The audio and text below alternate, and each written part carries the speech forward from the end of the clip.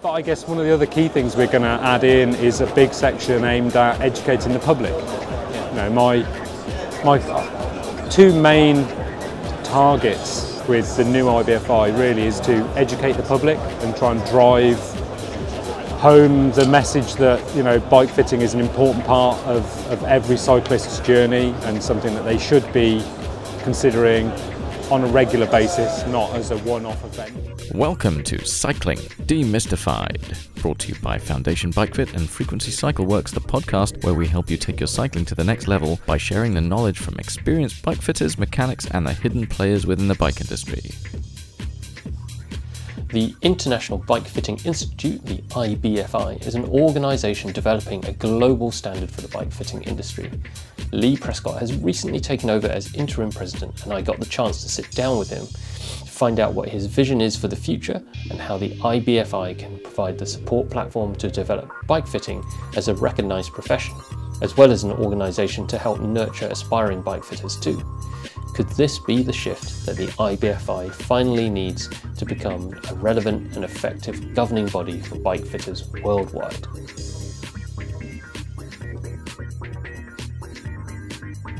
All right, welcome back to the podcast. We're still at Eurobike, within the great mess that is Eurobike. We found, believe it or not, a relatively quiet area to chat.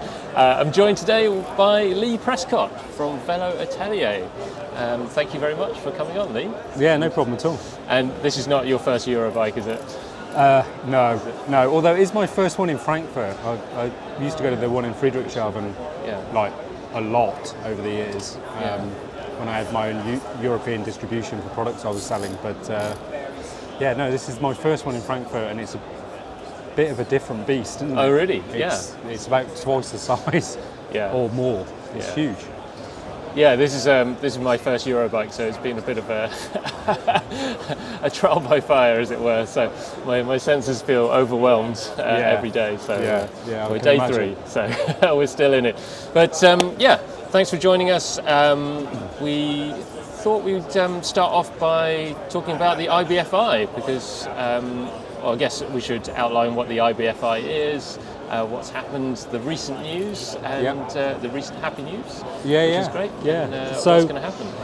So the IBFI, or the International Bike Fitting Institute, was set up over 10 years ago to become essentially the kind of industry body for bike fitting and try and advocate bike fitting within the industry and to the public. It was set up by a chap called Andy Brook, who has run it for the last 10 years.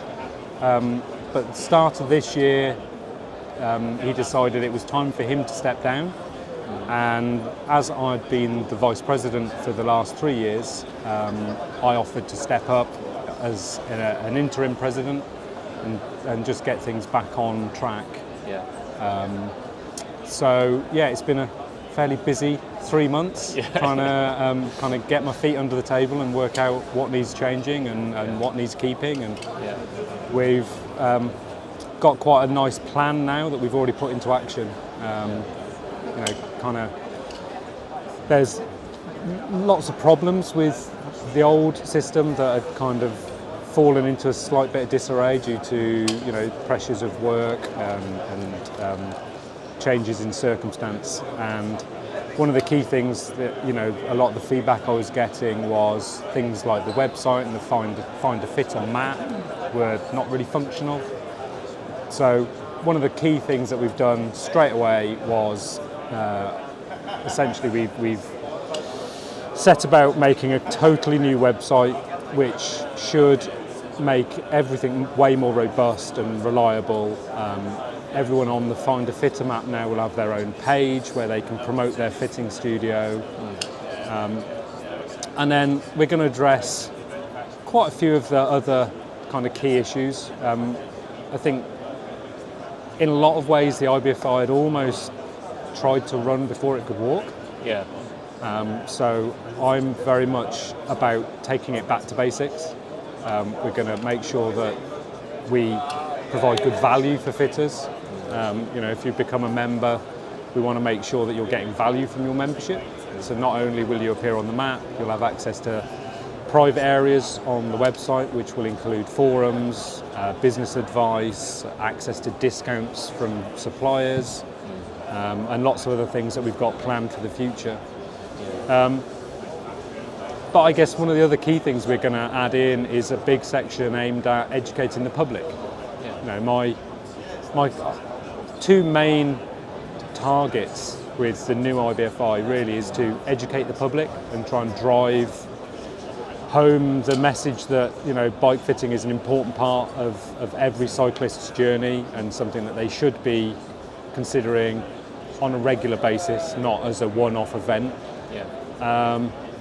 And hopefully, you know, driving cyclists into our membership stores. And then the other big thing that I want to really instate is provide a very easy and understandable route into becoming a bike fitter for people. So I think it can be a bit of a mystery or a bit of a difficult journey if you don't really know any of the individuals and that sort of thing. So we're instigating non-certified membership. So even if you're not a fitter yet, you can become a member. You know, you won't appear on any maps or anything, but it will give you access to forums, places where you can speak to other fitters, get advice, enter mentoring schemes, and we're lobbying the UK government at the moment to make bike fitting a recognised industry, and then in that way it means that apprenticeship schemes will be applicable to bike fitting. You know, once we can get the UK on board, I'm fairly confident that other governments will then follow suit relatively quickly, as a bit of a domino effect. So, yeah, just like mechanics have, mechanics within the bicycle industry can take on apprentices. Yeah, absolutely. You know, you can do an apprenticeship as a mechanic, but not as a bike fitter. And to my mind, it's almost more important that a bike fitter apprentices and works under some mentorship with a more experienced fitter for a period of time. You know, that's how we train all the fitters at my studio. And we normally expect them to sort of shadow for at least 2 to 3 years before we let them loose on clients. That's maybe a little bit obsessive, but that's just how we do things. But you know, you've got high standards, Lee. well, I like to think so. But yeah, it's interesting. I've had similar experiences of people who are interested in bike fit, and the best thing that I can do is just get them in to, you know, spend a day with me and just see, you know, this is actually what happens in a bike fit. This is the reality of it. Is that something do you want to pursue or not? And just kind of get a flavour for kind of all the things that we see and so on. But at the moment, there's no clear kind of structure or kind of way into it. Like a lot of us who are independent fitters have just kind of found our way, and through our luck or by chance or by kind of nous, you know, we've managed to establish our businesses and kind of work our way through it, as well as being good practitioners and so on. But it's a really tricky kind of way in, and I guess I was lucky enough to start learning within a shop, but I guess a lot of fit systems in the past have been really run through particular kind of shops and brands, and that kind of restricts the kind of independent growth at the same time. Yeah, absolutely. And I think that very much has kind of influenced the public's perception of bike fitting. You know, the amount of people that come into our studio and kind of go, well, I don't really need a bike fit because I had a retool bike fit 5 years ago. You know, so I've had that. And you know, I always have to remind them, well, you know, that's a bit like saying you've had a Snap-on Tools bike service. You know, it's not the expensive piece of equipment that has bike fitted you.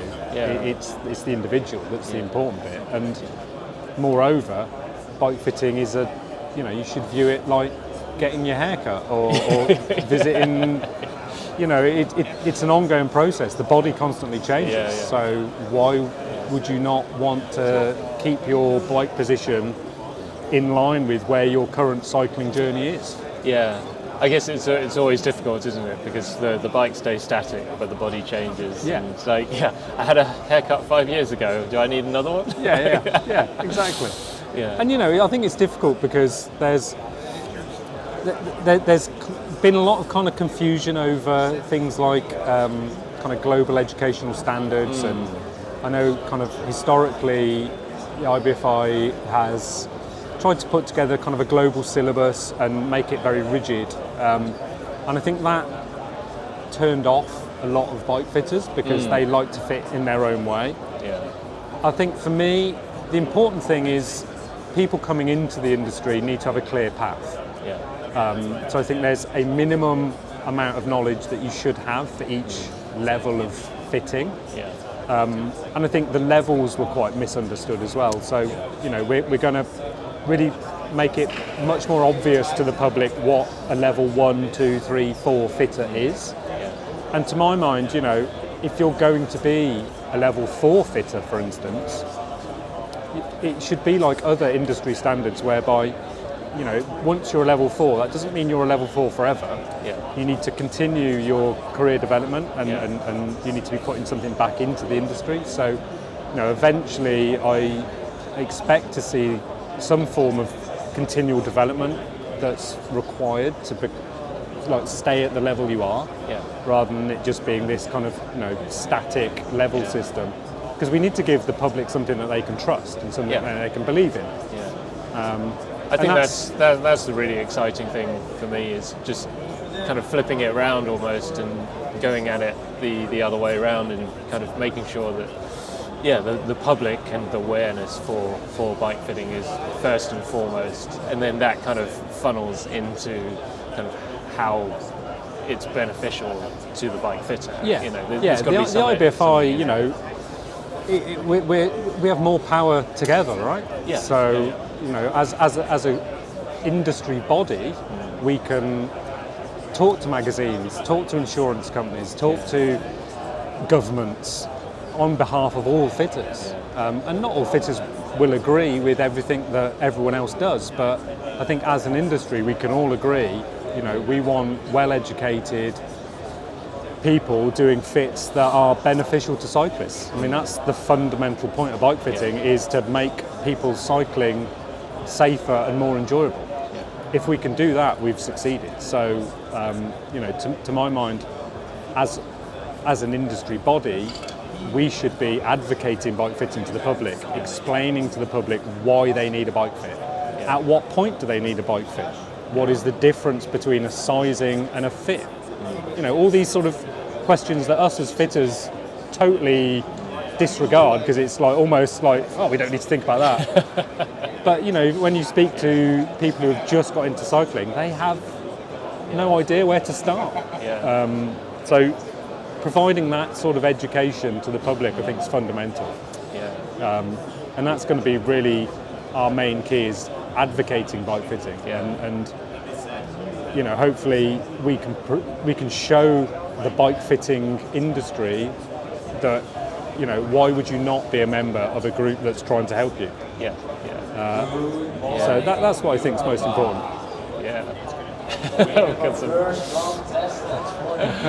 And I mean, one of the most interesting and reassuring things about coming here to Eurobike, which I didn't know if I was going to expect or not, or was just meeting lots of other bike fitters from different countries. Like, you talk about the global aspects of bike fitting, and it is very much a global industry. If you look around the Eurobike, it's mega. Like, the industry is crazy. It goes all over the world. And it's really interesting the difference that different cultures have on how they perceive bike fit. You know, certain countries, bike fitting is very much in its infancy. You know, if you look at the US, for instance, that's the opposite end of the spectrum. Bike fit has existed there for 30 years, and it's kind of part of the culture now. Here in Germany, bike fitting is much earlier in that journey. So, you know, that everyone has different approaches, and that's the real challenge with the IBFI as a global body, is, you know, we need to try and wrap an arm around all of that. So that's, you know, that's why very much we're going to kind of simplify things, make it much easier to understand for both fitters and the public. and show good value to people, because then it becomes a no-brainer why you should be a member. If there's one thing I've learned from the conversations we've had so far, is that actually all the global fitters, I've met people from Israel, from Austria, and they're all fitting some really similar kind of stories, but they all run into the same problems as well. And again, it's always like education, awareness, and just having the pathway and seeing that kind of pathway into a sustainable kind of career. Yeah, and I think a key aspect to that is being a commercially viable fitter. Yeah. And I think it's been levelled at the IBFI in the past that it's almost a bit too academic, and I probably don't disagree with that. I think there's the academic research end of bike fitting is vital, because that's how we progress and learn new techniques and experiment and research, and that's the sort of thing I would expect level 4 fitters to be doing. If they're not progressing the industry, then are they really a level 4 fitter? But one of the key things that we're going to be adding to the private members pages within the website is business advice as well, and access to. We're working with several companies that can offer maybe cheaper professional indemnity insurance, cheaper accounting software, all that sort of stuff, because at the end of the day, bike fitting is a business, not just a pursuit. And yes, you need to understand how to bike fit, but actually you really need to understand how to run a business, especially if you're going to be an independent studio, which I think more and more progressive fitters are becoming more independent. And that's always the difficulty we have, is I think a lot of us get into this sport and the industry because we're passionate about it. We love bike riding, and we never got into this because we wanted to earn like megabucks. It was just because it was something that we so just being able to survive. And when you talk about business, it's like, can you survive? Could you have viable business that pays the bills, that allows you to help people? So if you can't survive as a business, then you can't help people. And I think that's the thing. And I think that's really where some of the forums will become really helpful, in terms of being, just being able to ask advice from other fitters who are running commercially viable businesses, and being able to share that knowledge within the industry. Because we're not really all in competition. There's plenty of cyclists to go around for the amount of fitters that there currently are. And I think if we can all become more successful and better at what we do, that'll only make the industry stronger. It kind of raises the standard everywhere. And you've only got to look at the governing body for physiotherapists, or my previous experience of being members of product design institutes. The more you can share that knowledge, the better everyone becomes. Absolutely. So excited to see what happens. I mean, it's hopefully people will bear with us. There's a hell of a lot of work to be done, and I've only been in the role for two and a bit months. But the new website should launch within the next couple of weeks. It will be almost kind of like a beta version to start with, but that will then continue to evolve. We'll be rolling out the non-certified memberships pretty much straight away. So anyone interested in bike fitting can join and start benefiting from all the advice and guidance in their route into the industry that we're going to offer. And if there's people who have been existing members as well, they need to go back in and update them. We sent out an email last week to all of the current membership for them to go in and create their new fitter profile. Every member will get their own page and gallery where they're able to promote their businesses. Exciting times. One last question. So we've talked a lot about independent fitters and setting up as an independent business and so on. Let's go! All right. This Carmen guy's really going for it. Okay. All right, let's do this. What's your thoughts on how the IBFI can help kind of shops and brands as well, because again, a lot of people who started bike fitting started off in maybe a safer environment of being supported through a shop, and shops need bike fitters to help size and to help their customers through it. But it seems to be a kind of decline through the shops over, I don't know, the last few years. Certainly seen a lot of fit studios seem to go empty or be turned into storage rooms and stuff like that, as everyone kind of knuckles down and the industry goes through, well, kind of rides the wave as it is. Yeah, I think it's a difficult one for brands, because there's, they've followed the kind of the McDonald's model of, well, we don't need to provide the best burger, we just need to provide a consistent burger. Yeah. And I understand that sort of makes sense for if you're trying to provide some sort of consistent bike sizing throughout your network. Yeah. But it's tough. I think there's almost an over-reliance on equipment rather than education and process. Yeah.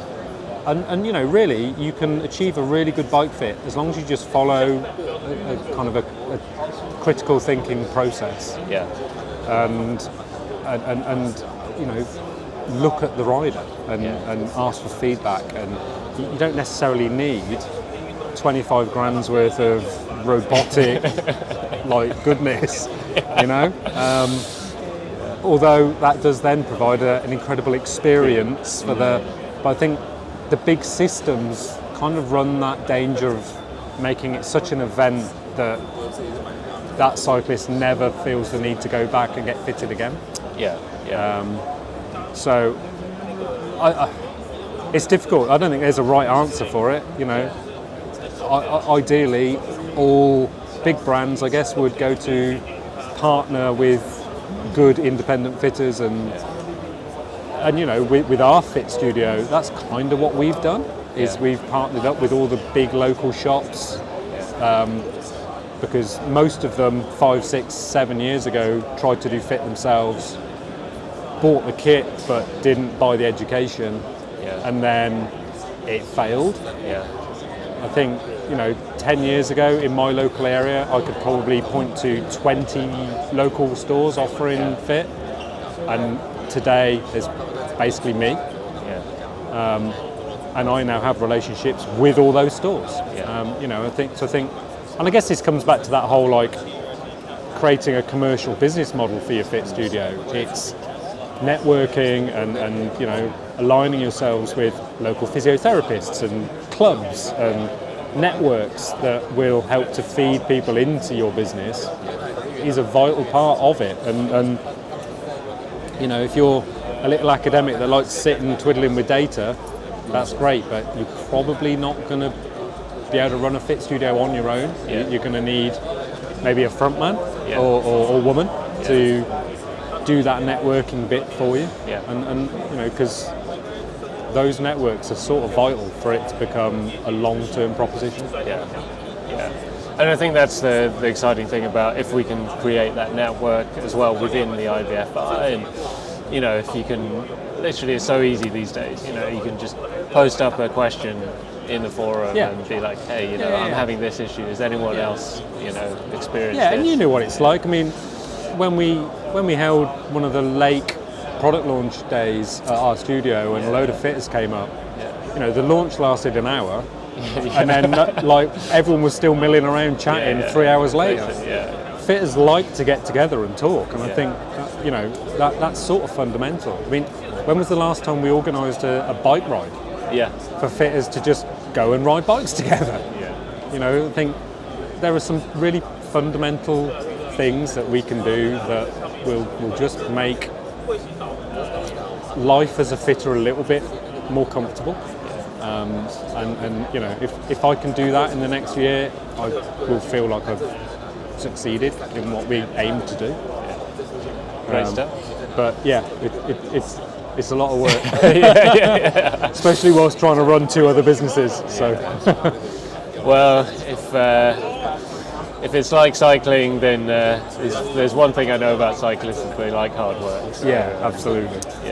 Anyway, if you're a budding bike fitter or someone who wants to help out with the IBFI or just wants to support the IBFI, where can we find out more information? You can go to the website, which is ibfi-certification.com. And on there's a link for you to email me directly if you want to, or as soon as the new website is launched, you'll be able to start posting comments and visit our YouTube channel or any of the social channels. If you just search IBFI, it should come up pretty easily. All right, great stuff. Thanks, Lee. Appreciate your time. No worries. Yeah. It was nice to have a sit down for 10 minutes. Yeah, no, right. My goodness, my feet are killing me. It's not even the middle of the day yet. So. No. All right, we'll leave it there. Catch you next time. Ta-da.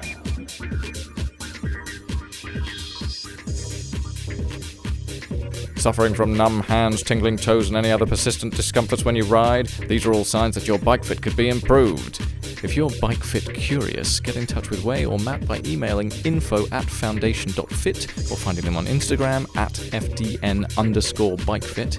Finally, for all your bike servicing needs, custom dream bike or hand-built wheels, go to www.frequencycycleworks.com or find me on Instagram @frequencycycleworks. Until next time, keep on spinning.